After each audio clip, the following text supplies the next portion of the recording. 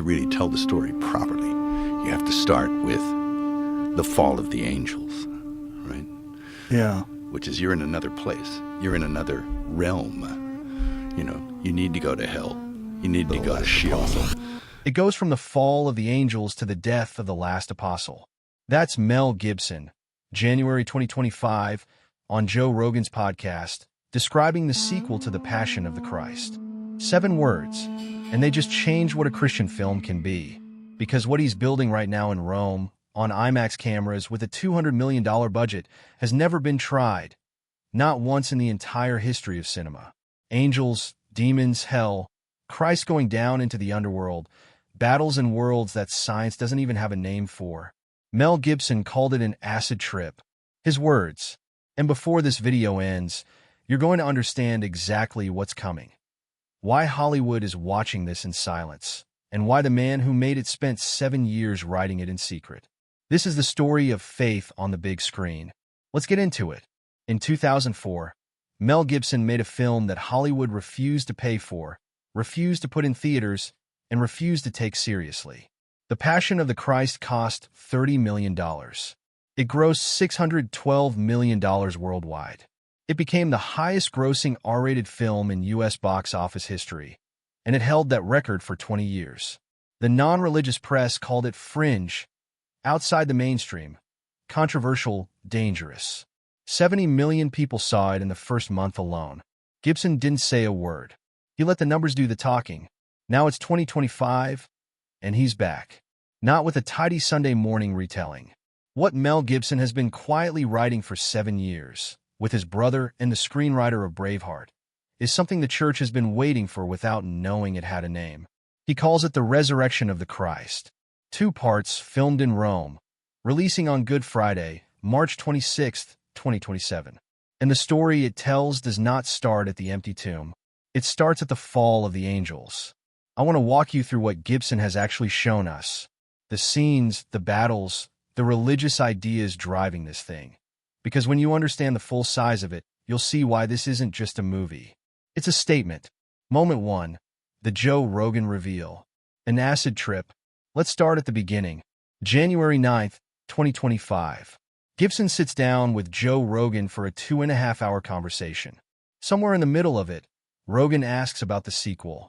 What Gibson says is unlike anything you've ever heard a filmmaker say about a faith-based project. It's very ambitious. That's all I'll say. It just took a long time to write. It's really ambitious, and it goes from the fall of the angels to the death of the last apostle. Did you catch that? From the fall of the angels to the death of the last apostle. That's not a movie about 3 days. That's a movie about the entire cosmic battle that makes those 3 days matter. The fall of the angels isn't a small side note in Christian teaching. It's the origin story of everything. Lucifer's rebellion, the moment evil entered God's creation, the moment the war for the souls of mankind began. Gibson is saying his film starts there, in the heavenly world. Before the resurrection even happens, he's building the cosmic setting that makes the empty tomb the answer to a question that started before time. And he told Rogan exactly how he plans to put it on screen. And I think, in order to really tell the story properly, you have to start with the fall of the angels, which means you're in another place. You're in another world. You need to go to hell. You need to go to Sheol. Sheol, the Hebrew word for the place of the dead. The place the Bible describes Christ entering between the crucifixion and the resurrection, to announce his victory over death itself. Peter writes about it in his first letter. Paul touches on it in Ephesians. The Apostles' Creed says it plainly. He descended into hell. Most Christian films skip right over that part. 3 days get squeezed into one quick cut and a sunrise. Mel Gibson is building an entire act around it. And then Rogan asked the question everyone was thinking. You've got to have his origin. That's not a horror movie move. That's theology. You can't understand why the resurrection matters if you don't understand what Christ was defeating. You can't feel the weight of an empty tomb if you haven't seen what filled the alternative. Gibson understands this at a level most filmmakers, Christian or otherwise, never reach. Moment 2. What's actually in the film? Battles. Harrowing. Scope. So, what do we actually know about what's in this film? Between Gibson's Rogan interview and reporting from Deadline, whose sources close to the production have confirmed the details, here's what the resurrection of the Christ will contain. First, the harrowing of hell.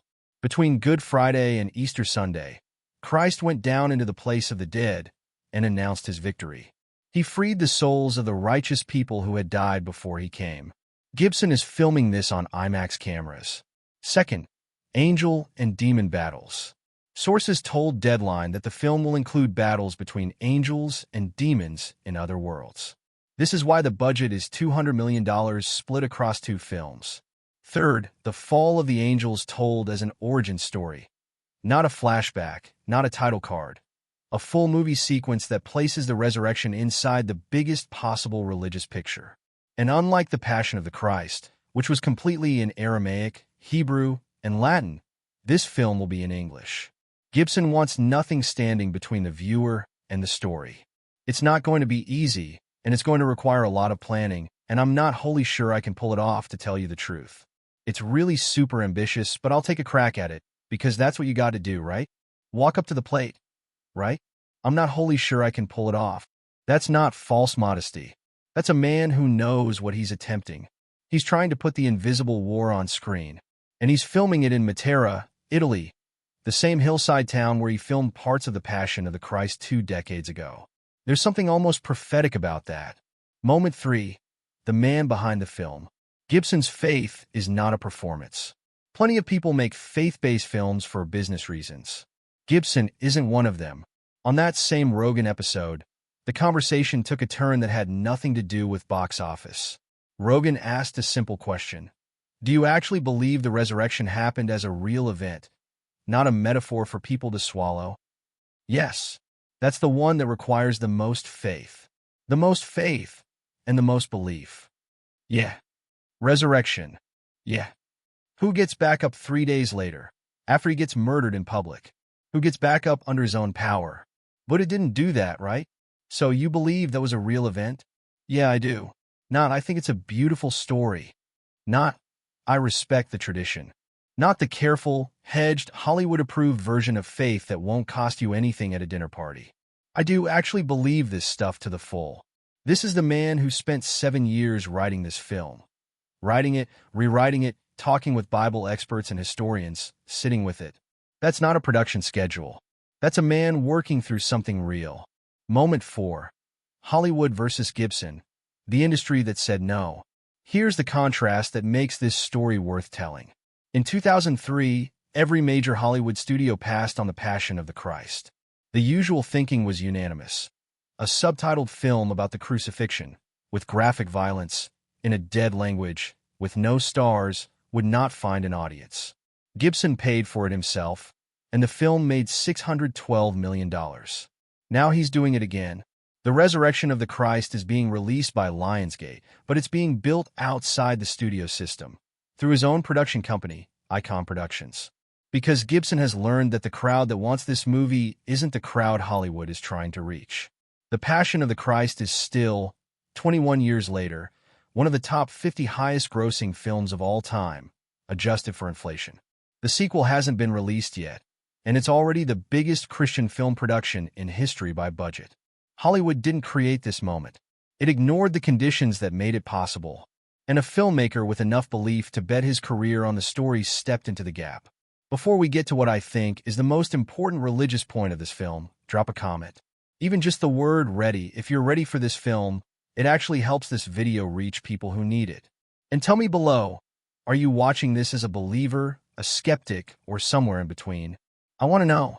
Moment 5. The Theological Stakes. Why this film? Why now? Why is this film coming in 2027, 23 years after the Passion? Part of the answer is practical.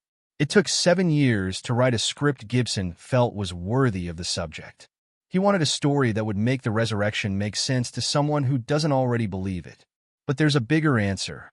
We are living in a moment where the culture is talking about faith in a new way. The Chosen has 280 million viewers. Russell Brand got baptized in the river.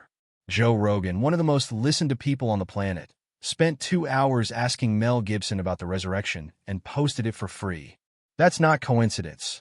That's a pattern. And here's what Gibson's film is saying theologically. The resurrection isn't just the moment Jesus came back to life. It's the moment the entire war changed. The forces that have been fighting for the souls of mankind since the fall of the angels hit a wall they couldn't break through, and Christ walked through it anyway. That's the story. That's always been the story. And a man willing to spend 7 years writing it, $200 million building it, and his whole reputation defending it thinks the world is finally ready to see it. Yeah, historical stuff.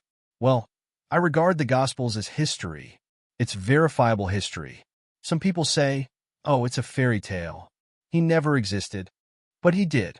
And there are other accounts, verifiable historical accounts, outside the biblical ones that also bear this up. Yes, he did exist. He didn't say, I have faith.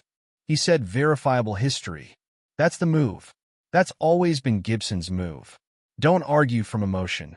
Argue from the strength of the evidence, and let the viewer decide what to do with it. The $200 million statement that nobody in Hollywood will make. Let me put the full picture together. October 2025. Filming begins at Cinecittà Studios in Rome, where Ben-Hur was filmed, where Fellini worked, where the greatest epics in cinema history were built from the ground up. Budget: $200 million, $100 million per film. The largest Christian film production in history, by a long way. Format: IMAX cameras. The same cameras used for Oppenheimer, for Interstellar. The format reserved for moments when filmmakers decide the screen needs to be as large as the story. Shoot: 11 months. Rome, Matera, Brycei. Locations chosen because they look like the ancient world. Because the stones carry 2,000 years of memory. And then there's the casting decision that broke the internet. Jim Caviezel, who played Jesus in The Passion of the Christ, and who has spent the last 2 decades traveling the world speaking about what that experience did to his faith, is not returning. Gibson's plan to make him look younger with CGI didn't work out. In his place, Finnish actor Jaakko Otonen, a relative unknown. The fan reaction was sharp. People felt the loss of Caviezel's face. A face carrying the weight of a story they'd already traveled through. But here's the reframe. Gibson isn't making a sequel in the Hollywood sense. He's making the second act of a religious argument. The face of Jesus in this film isn't supposed to be familiar. It's supposed to be transfigured, glorified, unrecognizable. The way the disciples on the road to Emmaus didn't recognize him at first. A new actor might be exactly right. I'm not wholly sure I can pull it off, to tell you the truth. It's really super ambitious, but I'll take a crack at it, because that's what you got to do, right? Walk up to the plate, right? So, I think I can get it, but it's not about me, you know? It's about something else. I love that. Walk up to the plate.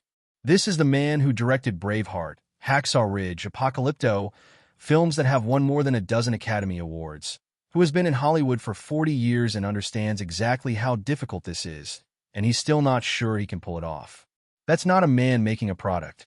That's a man making an offering. There's a difference. And when you watch The Passion of the Christ, really watch it, you can feel that difference in every frame. The film doesn't ask you to like it. It asks you to bear witness. The resurrection of the Christ is going to ask the same thing, but this time on the other side of the cross, in the worlds where the real battle was.